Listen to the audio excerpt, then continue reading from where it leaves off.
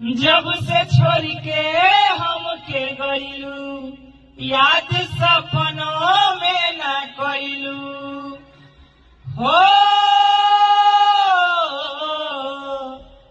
जब से छोड़ के हमके गइलू, याद सपनों में न कइलू।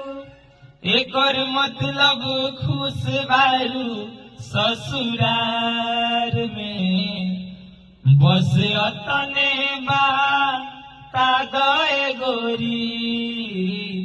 कौन कमी ऐसन रहे हमारा प्यार में, कौन कमी ऐसन रहे हमारा प्यार में।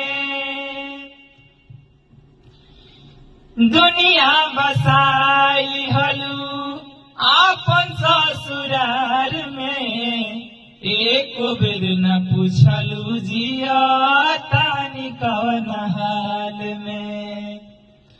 दुनिया बसाई हलू आपन ससुरार में, एको बेर न पूछलू जिया तानी कौन हाल में।